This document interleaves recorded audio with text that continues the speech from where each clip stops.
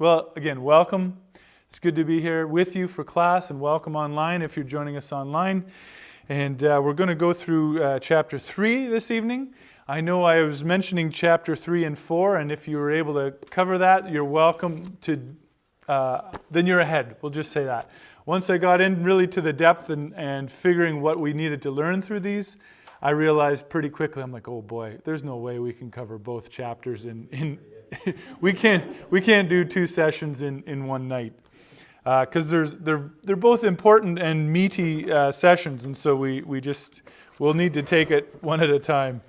But that's all right. If you read both chapters, you're a little ahead. It's good. But you know what? I'm so proud of you guys because it is not your average book, right? It's not your average kind of book study either. This is something that does take work. But I'm so proud of you, really, and glad that you're here and kind of committed to the work. Like, you guys have been here and you've showed up and are doing the reading, and it's really good. And I'm telling you, the work pays off. Now, I was joking, maybe it was chatting with Mom and Dad or even with Leslie this week, and we were chatting a little bit about how I said, you know what, the people who are taking this class might be a little bit mad at me because it's going to wreck devotional reading for them. Like, when they read Our Daily Bread, they're going to be picking it apart saying, wait a minute, this is proof texting. That's not what the Bible says at all. I said, but you know what, that's a good ruin. And I was kind of joking, but it really might. Because the things that you're learning here and the eyes that the discernment you're gaining is going to change how you read and how you hear. And I'm okay with that. And I hope you are too, but it is a good part of the journey. There's some things that it'll cause you to ask different questions.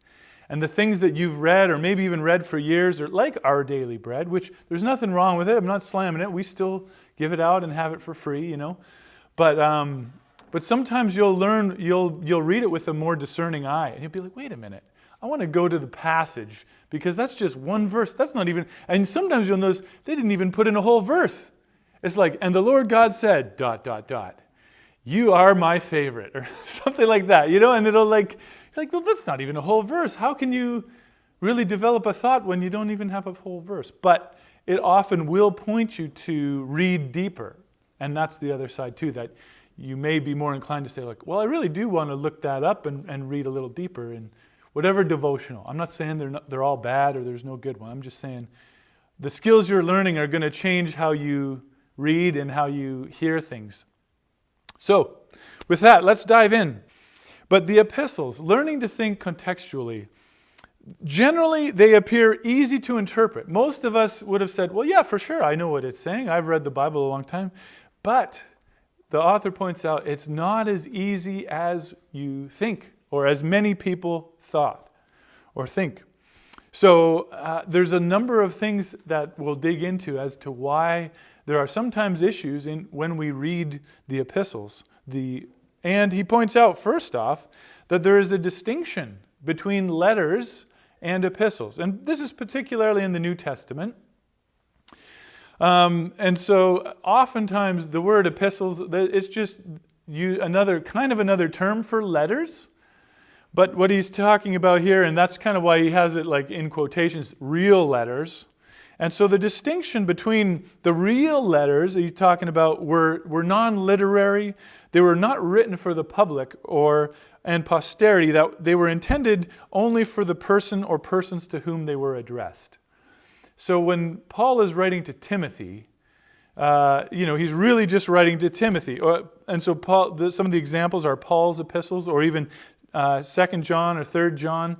These were written to individuals or to a community, like a specific group, and they are written as a letter. And so then they have a bit of a format, and he talks about the form of these ancient letters as well. That there's usually a name of the writer, the recipient, greeting, prayer, and the wish for thanksgiving, the body of the letter, and the final greeting and farewell. Now, not every letter will follow that to the T, but they can deduce from other writings in the ancient times that this was a pretty standard form for a letter. Just like today, if you were going to write a letter to your member of parliament or something, you would go into your Microsoft Word and look for a template for a formal letter, right? Or maybe you learned that back in the day and you know how to write it, but you'd find a way to say, oh, how do I address, and you need to know, how do I address this person? Where do I put that? How do I structure this? And so there was a format, and these letters, the quote-unquote real letters, part of the difference between them and the epistles is that they were really intended for the persons or the person to whom they were addressed. So we need to factor that in. When Paul is writing to Timothy, he's really writing to Timothy. We're reading someone else's mail. We get that privilege of doing it, but when we come to the text, we want to see it with those eyes. And then on the other side, instead of a letter or a real letter, the epistle, it's an artistic literary form or a species of literature that was intended for the public. So when Paul would write a letter, or when one of the other letters in there is written in the New Testament, you would see this letter is meant to be read out in the church and sometimes even to pass around to the other churches. So there's a little different. It's written a little differently. If I'm to write one of you a letter and correspond with you, I would write that letter differently than even if I was to write it to a group of you, to be like class, blah blah blah. It would have a different feel if I was addressing a group of people, or that I knew that this would be read publicly. It would be written differently, and so that was a distinction to be made. And especially the author wants to make that argument, or the case, to think in paragraphs when we're reading the epistles, to be able to trace the arguments. And we'll dig into that a little bit later. But that was one of the first distinctions, though, between a letter and an epistle. While generally when the New Testament epistles are referred to, it includes all of it, but there's a bit of a subcategory now as far as real letters, and just kind of making that distinction about who it was written to. And when you have that in your mindset, it can help you filter through what you're reading. Because you would know that 1 Timothy is really written to Timothy. That it's a correspondence there. That you're like, okay, so this letter wasn't meant to be read out in front of all of the churches. And so as you're trying to figure out what is Paul's intent, or what's the point, that will have an effect when you know the audience. So, occasional documents. This is one of those points that he makes, that one of the reasons why we have problems with interpreting the New Testament epistles is that people often don't know, or they forget, that these are occasional documents. And you say, well, what does that mean? They only wrote them on occasion, like periodically? Well, no, it means more. It's more of this definition here that the author uses, that they're documents arising out of a specific occasion. Documents that were intended for a specific occasion. And so, again, he elaborates a little bit, but it means that basically they were occasioned. They were called forth by some specific circumstances, either from the reader's side or the author's. And he points out that almost all the New Testament letters were occasions from the reader's side. So, for example, Paul was a church planter. He had gone through Asia and planted some churches, and then he hears about, like the example here in 1 Corinthians, he hears about problems in that church. That things are going on, that there's fighting, or there's issues, or there's sin, or whatever it might be. And Paul is hearing about it, and he says, oh, well, if there's ever an occasion to address that, it's this. When there's a guy sleeping with his stepmom, I better address that. When there's people in the church who are being divided because they say, they say, I'm a disciple of Paul, or this one says, I'm a disciple of Apollos, and now people are taking sides and being divided over that. This is an occasion to write a letter. Like, I better write and address this. And so that's kind of what it means by an occasional letter, that something has come up, that there's an occasion that warrants this type of action. And like I said, most of our problems almost all the New Testament letters were occasions from the reader's side. Most of our problems in interpreting the epistles are due to this fact of their being occasional. Part of that is that one-sided phone conversation. But sometimes, and he gets into this a little bit later, or just kind of as we come up to this, that the occasional nature of the epistles also means that they are not, first of all, theological treatises. So the main reason that Paul writes this is not to outline theology. He's not writing a systematic theology. That's not his main reason for writing this. Nor are they summaries of Paul's or Peter's theology. So, I'll just keep going. There's theology implied, but it's always task theology. That means it's theology being written for or brought to bear on the task at hand. So Paul doesn't ever write anything that just says, here's generally what we have to believe about Christ, and here's generally what you need to do as a Christian. Paul is always writing to specific things that he would have taught all of that when he first planted the church. Okay? He would have laid the foundation and laid sort of the groundwork about how people need to behave, what it means to follow Christ, who Jesus was, all of these things. That would have been taught when Paul planted the church. The rest, now there's definitely theology there, but the rest is coming because there's an occasion to write. Like I said, in 1 Corinthians, when he hears that there's a young man who's sleeping with his stepmom, he says, "What? No. That is totally wrong. You guys need to do something about that, and here's what you need to do." And he prescribes a course of action. And throughout the letter, he hears problems about the worship, how things are getting off kilter and being distracted from worshiping God. And so he ends up writing to address that in chapters 11 through 14. And so Paul has theology that comes out, but it's task theology. It's theology that is written for a task, for a purpose, and in a context. And so that's part of what I like about, especially about Paul's writing, is oftentimes what he's trying to do is help people to, think like Christ. He has a couple of places where he gives lists, but his lists are fairly broad, in part because he wants you to think like Christ. Not to be like, oh wait, where's that list? Oh right, I had that sin list here. Oh, it's not on the list, I guess I can do that. Because he knows there's a human tendency that we want that. Like, give me a list. And I'll, oh wait, that's here, number 9. No, he does give some lists in a few places, but they're never meant to be exhaustive. Part of the goal is to give you some ideas, and some of the sins are really common throughout, and he deals with that even in the next chapter. But other times, things are situational. And so he wants, overall, Paul especially wants his audience and his churches to be able to have the mind of Christ, is what he calls it, to be able to think through things. And so there's theology within the epistles, but it's delivered because there's an occasion for it, and it's delivered in a way that will address a situation, a task theology. Helping people think theologically. How would my belief in God shape what I'm doing? Right? That's kind of the goal. And that's even the goal as we read. How does my belief in God shape what I'm doing?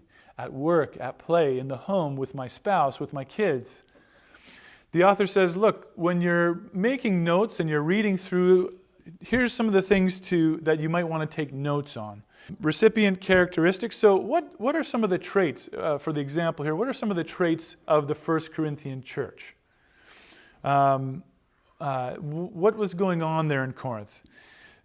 So that's part of what he's talking about. And he goes into that. He goes through then one by one and deals with it. And then author's attitude. So in this case with 1 Corinthians, what is Paul's attitude toward the church? What is the tone that you pick up from it? Do you get the sense that he's happy with them, that he's frustrated or angry, or satisfied, or like, what do you think, and so you want to try to pick up a little bit of that, the author's attitude. And you can when you start to observe. And so you take notes as you're reading. You say, oh, wait a minute, this almost sounds like he's being a little bit sarcastic here. Or it sounds like maybe he's a little bit angry because, the tone of what he's writing seems to come through like that. So what's the author's attitude? Specific occasion. Again, identifying why did Paul write this, or why did Peter write this? Why was this written? And then there's the letter's divisions. And so, we want to look at how the letter then is broken up. And so then in your book on page 63, the author goes through and if you want to know a little bit more about what this exactly is, on 63 he does that. So he kind of lines up. One would be recipient characteristics, and he goes through and elaborates on that. 2, the author's attitude, again he elaborates, and so on and so forth. So again, if you need the further example, it's really in there on page 63, and it helps he's trying to help you see what he's describing. He gives that little list, and then he kind of goes through and says, this is what it would look like. This is what I'm doing in these sections. So if you look at page 63 a little bit, let's just pause there and take a look at that. What are some of the things you notice about the notes that the author wrote down? That's what he's doing there. As far as 62, here's his 4 points. 63, he's showing you what he did there to say, like, okay, point 1 across the page is what he's noticing about the characteristics, point 2 and whatever. So even for point 2, I'll read that just because it's the shortest one. But so the author's attitude, and he notes here in point 2 that Paul's response to all of this fluctuates between rebuke, appeal, and exhortation. So Paul's attitude does fluctuate a bit, but 1 Corinthians is an interesting letter because of this, right? So Paul is really amped up. Like, he's really amped up. When he hears what's going on in the church there, he's like, you knuckleheads, what are you doing? And so he pens this letter, and it is, when you get to understand some of the nuance, it is not soft. And so again, he's going between an appeal, and he's trying to appeal to them, but he also has rebuke in there, and he also has exhortation, which is like a strong call to do what's right, and has a bit of a corrective tone. So, Paul is pretty passionate here in the 1 Corinthians. But anyway, that was just an example of the author's attitude, and so we'll keep going. To think in paragraphs. This is where it kind of drills down on that. In order to trace the arguments that the author is making, Gordon Fee and Doug Stuart, they stress the importance of learning to think in paragraphs as the absolutely necessary key to understanding the argument in various epistles. And so again, we can't just take one verse here and there.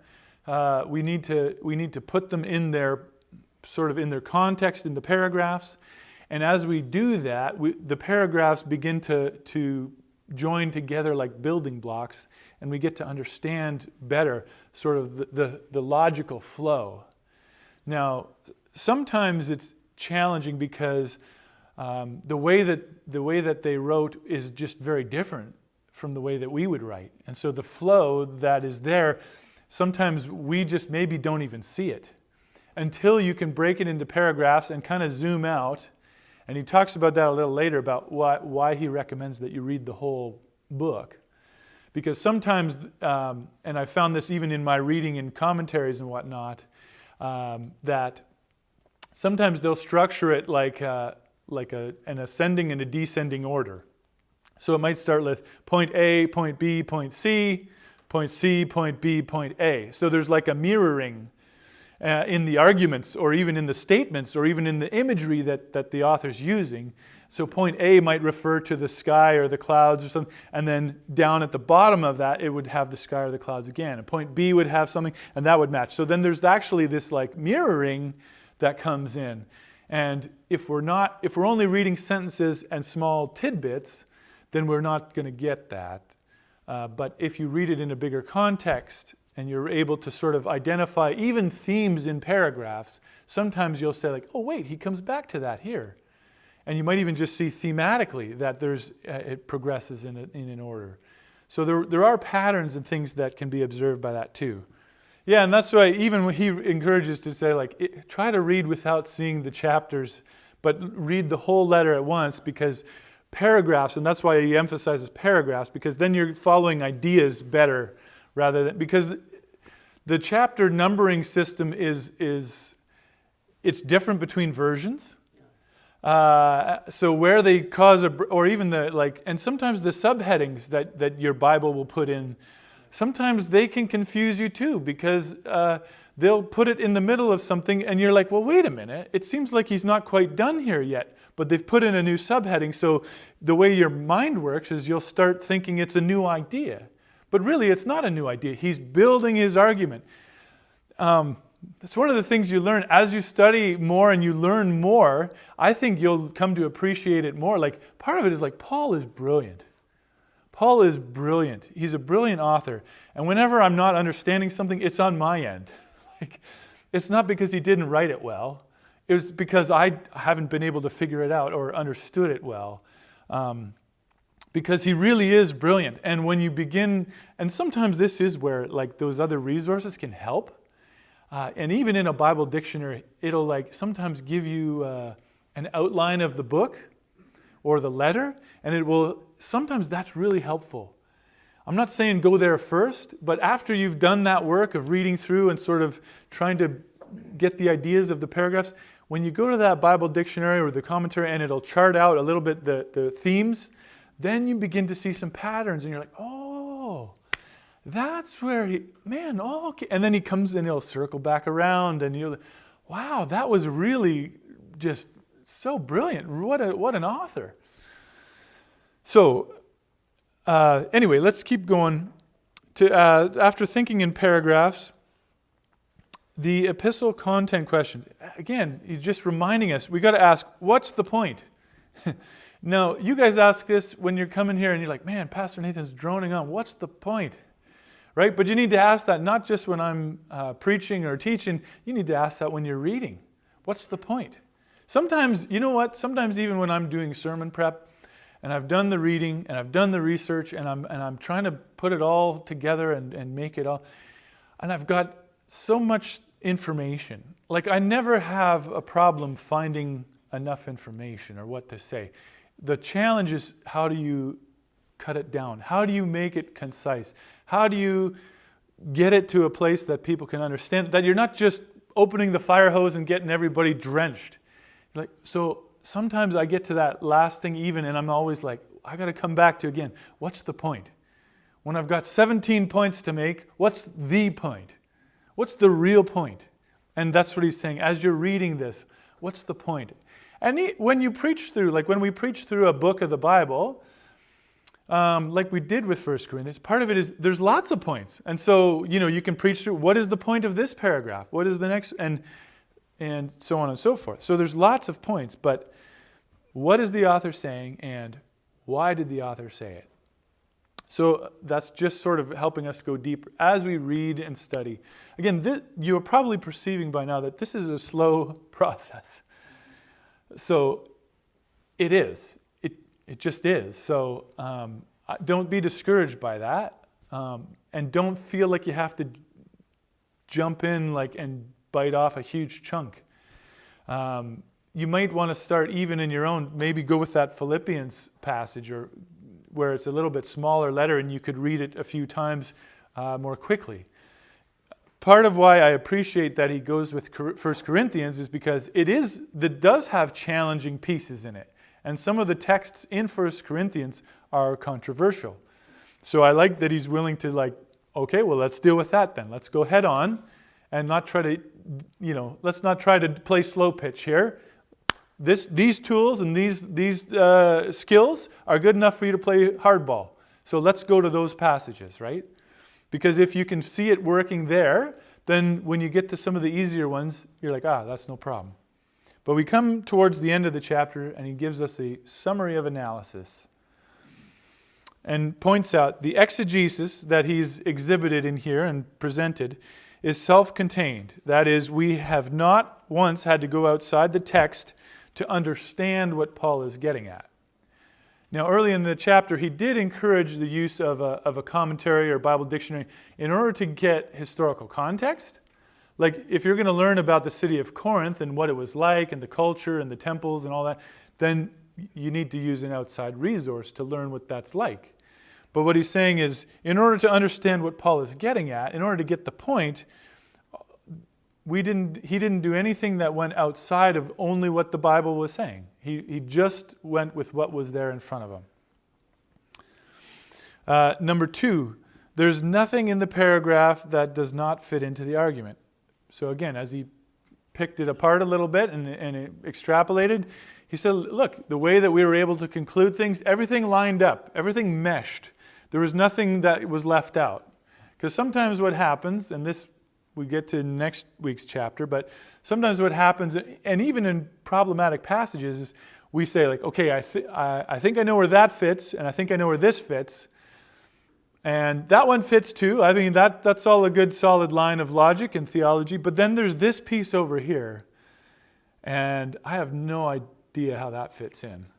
And so, well, if I go with my explanation, I got 3 out of 4. 3 out of 4 ain't bad, so let's say that's what it means. But what he's encouraging is saying, no, actually, good exegesis needs to put all 4, to say, like, if there's 4 pieces, we need to do our best to fit all 4 pieces in. And if one doesn't, because there are some, and he gives examples, some that are just, they're hard for everybody. And then you just need to know sort of that you got to tread lightly there. And he gives an example of that in the chapter 2. And that's sort of his conclusion of this, is when he was doing the exegesis and kind of showing us how to do it, that all of it makes perfectly good sense of everything that's within that paragraph or within the passage. He didn't have leftovers. He didn't leave anything out that said, oh yeah, I don't know where that fits, but we'll go with the best 2 out of 3. He was able to find a reasonable explanation that was just from the text, that went all the way through and covered everything that was within that paragraph in order to understand the point. And so lastly is the kind of the guidelines that he outlines. Again, the summary of his teaching through the chapter. In many cases, the reason the problem passages are so difficult for us is that, frankly, they were not written to us. So it's just sort of that reiteration that when we read the Bible, we got to remember, like, it wasn't written for us. It was written to other people. So we're doing that first step of work, is what he's covering here, that what did it mean to them? What did the author intend to write to them in their place, in their time, in their situation?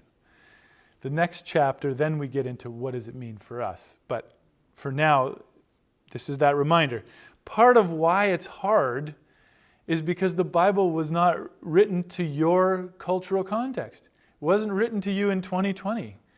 That's not the original setting. And so sometimes that's where we run into problems, because we see with 21st century eyes and experiences. He points out that the original author, again, can assume a great deal on the part of his readers. So when Paul is writing to Corinth, he knows the relationship he has with them. He knows what the city's like. He can refer to things that they will know about. So one of the things that comes to mind when I think about this, about how the original author or audience would know what they're talking about. One of my New Testament professors talked about how she had done a trip to the Holy Land, and in one of the churches that is in the letter of Revelation, and visiting throughout she was able to visit one of the, and I think those are mostly in Turkey, but she was able to visit, and I forget which city, but one of those where the churches were in Revelation. In chapter 3, verse 16 in Revelation, it says, so because you are, I'll start at verse 15. So I know your deeds, that you are neither cold nor hot. I wish you were either one or the other. So because you are lukewarm, neither hot nor cold, I'm about to spit you out of my mouth. So the example of this was for context. So one of my professors had been to Laodicea, and when she was able to go there physically and be there and see, then they learned that actually one of the features was that they had to bring water from a long way off, and that there was actually a hot spring that they would draw from, and they actually had a cool pool that they would draw from. But because Laodicea was so far from the source of the water, when the cold water would finally get there, it wasn't cold, and when the hot water from the hot spring would finally get there, it wasn't hot. And so the water that was there was lukewarm. So when the author is writing to the church in Laodicea and says, look, I wish you were either cold or hot, but instead you're lukewarm. Well, if you live in a place and that's your, you get it, right? You understand what they meant. And we don't, I didn't know that. I've heard that before. And, we usually just refer to it well, nobody likes to drink a glass of lukewarm water, do they? So you spit it out and you're like, well, no, that's too mild. There's actually a weightier point when you know the context. And if you were the audience that was receiving that letter / rebuke and an exhortation and encouragement, then you would understand some of those things. And so that's just an example as far as how an author can assume things about the readers. They will know their context. And then what God wants, here's the one thing that we can be assured of, that what God wants us to know has been communicated to us. What God has not told us, it may still hold our interest, but our uncertainty at these points should make us hesitant about being dogmatic. That's what he writes on page 72. So what he's saying is there's some things in the Bible and as we study that we can be quite certain of, and we should be certain of them. But we also have to make sure that we're not certain of the things that are not said. So when the Bible says this, and it's very clear about this, you can be certain. But when the things are left out or it's not said, you may be able to speculate, you might have good educated guesses, but he's saying don't get too dogmatic about it. Don't get too entrenched or aggressive about the things that were not said, because they weren't said. So you can't build a super solid case on something that was not said. Despite some uncertainty as to some of these precise details, one needs to learn to ask what can be said for certain about a given passage and what is merely possible but not certain. Again, it's kind of just the point I made, that when we're reading, we need to really be careful that we're not putting more into it than is there. And not taking out what might be there, but just that it would speak for itself, and that some of the details we just don't know. So we can have some, and this, sometimes this comes into play with cultural context. So even when, say I was studying for 1 Corinthians, and I'm reading in one commentary, and it would talk about this kind of history in Corinth, and you read in another one, and it talks about, or it might even refute the history that the first one told you. So you have to be somewhat careful and kind of weigh it out and look at a few sources. I would say look at the dates as well. Sometimes an old commentary may not have up-to-date information. So if you're reading, and this happens sometimes like in William Barclay, he's an old Scottish commentator. I have some of his commentaries and stuff, and he's really great at coming up with ideas for metaphors and imagery, and he's got some great anecdotes. But he was writing 50 years or more ago. So some of even the scientific and the archaeological discoveries and what they know about the cultures of the time, there could be a commentary that when you're reading that, you're like, okay, he's making deductions based on things that we now know are not true. So we really do have to come back to saying okay, that could be a good point, but we have to come back to the text and say, what does the text say and what does it not say? And if it doesn't really say that, we can't overlay it. We got to let the limits be the limits, and not speculate too much on what is merely possible but not certain. Even without full certainty about some of the details, the point of the whole passage is still evident. Again, we don't want you to get hung up on saying like, oh, was my information on Corinth accurate? Did I miss something? Was there really 17 temples and I only knew that there was 11? Or no.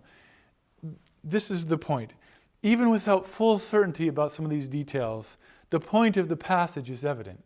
God hasn't tried to hide this or make it impossible for us to understand. By some careful reading and like even breaking it down to those paragraphs, you can get to the point even without full certainty on some details. And lastly, even scholars do not have all the answers. So there is no commentary that has all the answers. There is no, sometimes the more commentaries you read, the more confusing it can get. And that's why he says, look, do the reading and the work first yourself. Like, you can do this. Let God speak to you. Let God's Spirit speak to you. And there's good resources out there, and they can help. But don't let it be a substitute for you doing the work and spending the time in the Word. Because, especially when you get to the difficult passages, you'll find a huge variety of opinions. And he kind of jokes saying anywhere from 4 to 14, But literally, you can have a ton of different angles on or takes on possible interpretations of what this means when it gets to some of the really challenging passages that we just aren't sure what they say. And to be honest, I really like that that some of the preachers that I like the best are careful about that. Like, they don't go beyond what the text says. They let the constraints constrain them. So they'll say, here's what it says. But they don't go into the extra implications of what it might be inferring. They say, it says this. And they draw the line without continuing to bulldoze past it. Because that's what they taught, or that's what they heard, or that's what they know, or that's what they assume we all know. Right, so, and I did miss point 4 there, but the difficult ones, you do consult a commentary. You can feel free, if you ever want to borrow one, that's fine, I don't mind lending that out, but they can give, and like he says, a good commentary will give you multiple points of view. So that, kind of like good news too, right? Like, if you have a decent news source, you'll have sometimes interviews with people from different sides of the coin, right? You don't want to just hear everybody from all one side of the coin. You'd like to hear, well, what is that perspective from people with that view? What are people who are on that side of the issue? You want to kind of hear the different views and maybe even someone in the middle and hear a little bit of that and dialogue, right? And that's kind of what a good commentary will do. They'll lay out, a good commentary will lay out a number of arguments for a passage, and then the author will put in there somewhere some subtle language about what he or she believes and which view they would hold. But that's why it's helpful, is because you can go to one source and kind of get the breadth and width of the argument and get a good idea of that at least.